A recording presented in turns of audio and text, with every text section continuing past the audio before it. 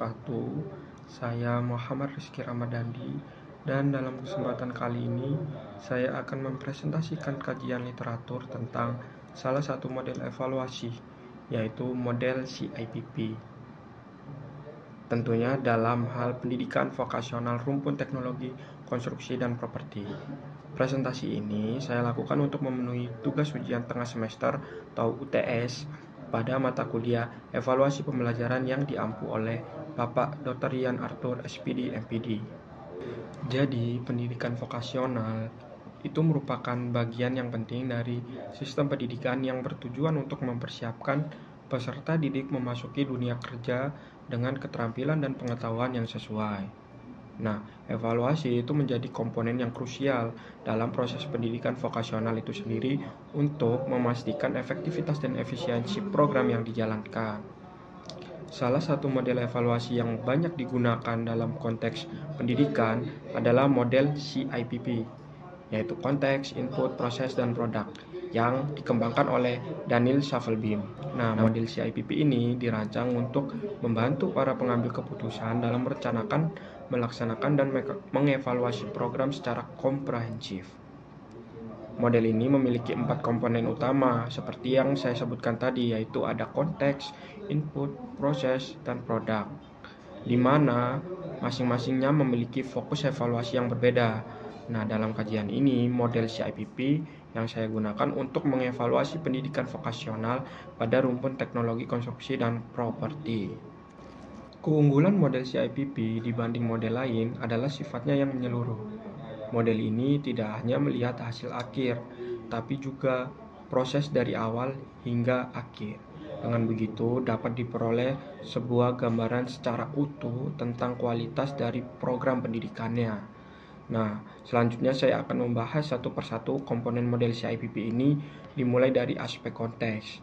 Nah, berbicara tentang aspek konteks, ini merupakan langkah awal yang sangat penting dalam evaluasi. Ibarat ketika kita membangun sebuah rumah, nah konteks ini merupakan tahap awal untuk memeriksa lahan sebelum memasang fondasinya. Nah, dalam penelitian Mukhtar dan kawan-kawannya pada tahun 2022, itu menegaskan bahwa evaluasi konteks yang baik itu harus menganalisis 3 hal utama.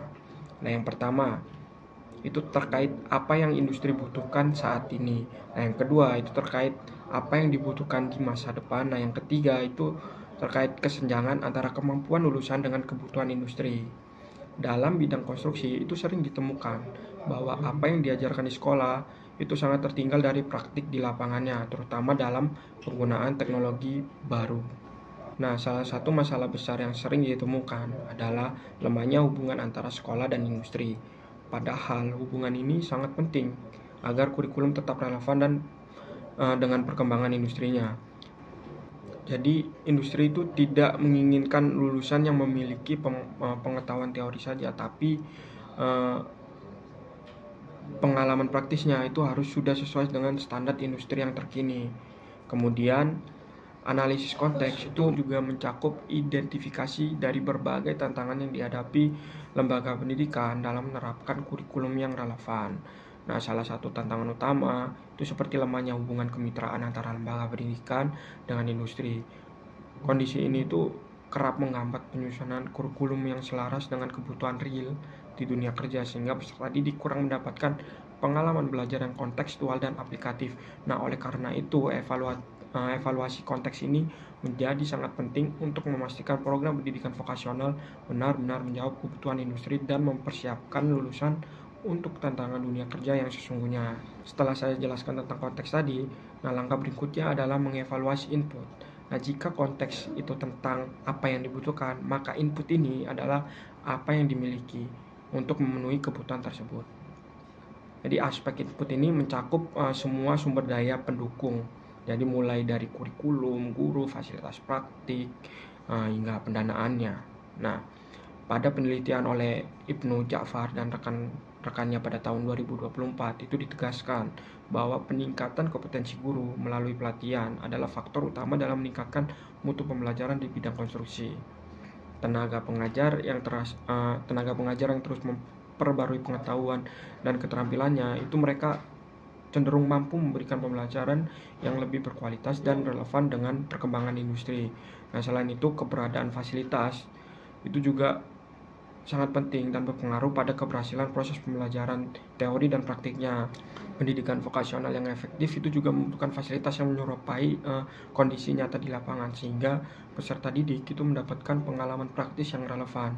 Dengan adanya evaluasi aspek input ini, itu kita dapat mengidentifikasi area-area yang perlu diperbaiki dan dikembangkan dari sisi sumber daya, sehingga program pendidikan itu dapat dijalankan secara optimal.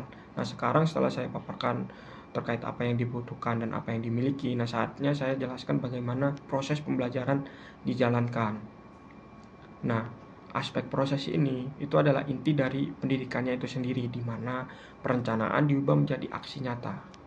Proses mencakup bagaimana guru mengajar, bagaimana siswa belajar, dan bagaimana evaluasi itu dilakukan. Contoh kasusnya seperti ini. Misal pada penelitian Filmala dan rekannya pada tahun 2022, itu ditunjukkan bahwa penggunaan pembelajaran berbasis proyek dan integrasi ESD, Education for Sustainable Development, itu terbukti meningkatkan keterampilan praktis sekaligus kesadaran siswa terhadap isu berkelanjutan. Metode pembelajaran partisipatif itu juga terbukti mendukung peningkatan keterlibatan siswa secara signifikan.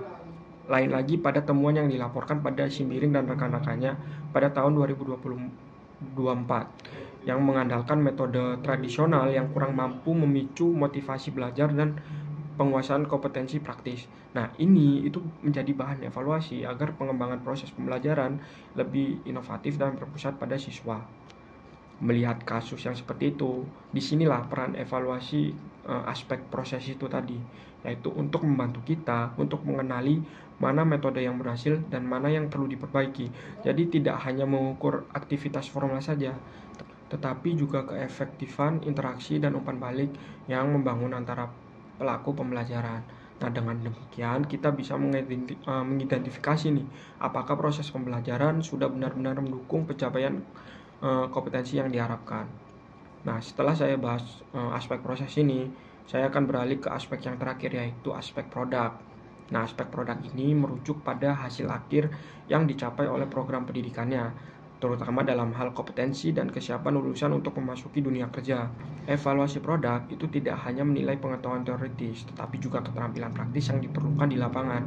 Berdasarkan penelitian oleh Budi Widisetianto dan rekannya pada tahun 2021, itu ternyata banyak lulusan pendidikan vokasional yang masih kurang siap menghadapi tuntutan industri. Nah, hal ini itu disebabkan oleh keterbatasan pengalaman praktik selama masa studi dan kurangnya kolaborasi antara institusi dan pendidikan dan sektor industrinya juga. Nah, oleh karena itu penting untuk melakukan evaluasi produk yang lebih komprehensif, yang melibatkan umpan balik dari industri untuk memastikan bahwa lulusan itu dapat memiliki keterampilan yang relevan dan beradaptasi dengan perubahan kebutuhan pasar. Penelitian yang dilakukan oleh Muhammad Iqbal dan rekannya pada tahun 2025 itu menunjukkan bahwa pengukuran hasil pasca kelulusan itu dapat memberikan wawasan yang berharga tentang efektivitas program pendidikan, yaitu dengan melacak perkembangan karir lulusan. Lembaga pendidikannya itu dapat mengevaluasi sejauh mana program pendidikan mereka benar-benar bisa mempersiapkan lulusan untuk dunia kerja. Nah, setelah saya bahas keempat komponen CIPP ini, saya akan tunjukkan bagaimana semuanya saling terhubung dalam sistem evaluasi yang komprehensif. Jadi, jika saya satukan semua pembahasan tadi, nah saya melihat bahwa model evaluasi CIPP menawarkan pendekatan yang sangat menyeluruh. Ini ibarat seperti dokter yang tidak hanya memeriksa gejala, tapi juga mencari penyebab dan memberikan solusi, mulai dari aspek konteks. Di sini saya belajar pentingnya memahami kebutuhan industri yang terus berubah.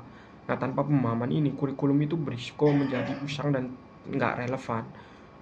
Nah, sekolah vokasi tentu harus memantau tren-tren industri konstruksi dan properti, dari penggunaan material hingga teknologi digital dalam konstruksi.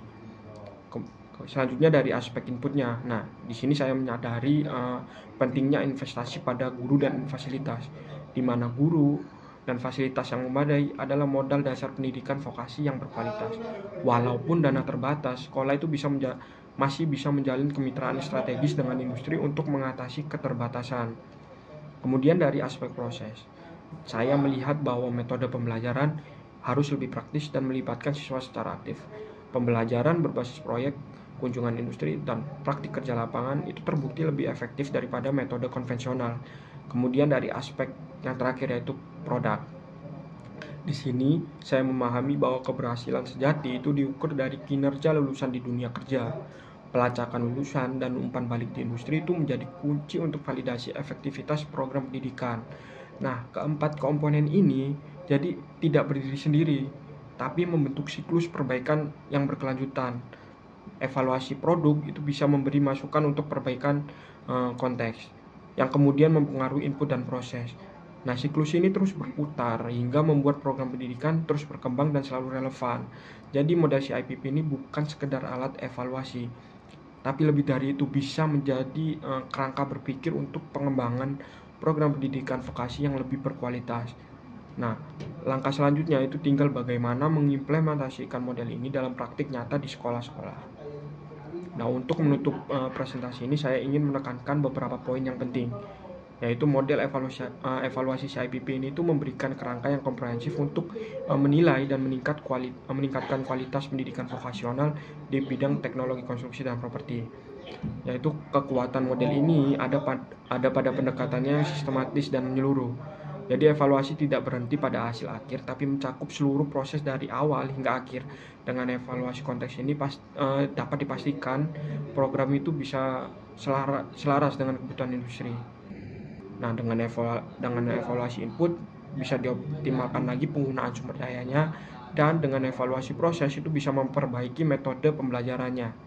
Dan dengan evaluasi produk ini bisa memvalidasi efektivitas program secara keseluruhan. Jadi untuk menerapkan model CIPP dengan sukses itu juga diperlukan komitmen dari semua pihak yang terkait. Jadi mulai dari pembuat kebijakan, pengelola sekolah, guru, siswa, hingga industri.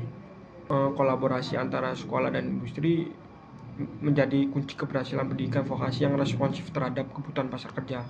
Nah, dengan model evaluasi yang baik, pendidikan vokasi di bidang teknologi konstruksi itu dapat menghasilkan lulusan yang tidak hanya kompeten secara teknis, tapi juga mampu beradaptasi dengan perubahan teknologi dan tuntutan industri yang terus berkembang. Demikian presentasi saya tentang model evaluasi CIPP dalam pendidikan vokasional rumput teknologi konstruksi dan properti ini. Semoga bermanfaat bagi kita semua. Terima kasih atas perhatiannya. Wassalamualaikum warahmatullahi wabarakatuh.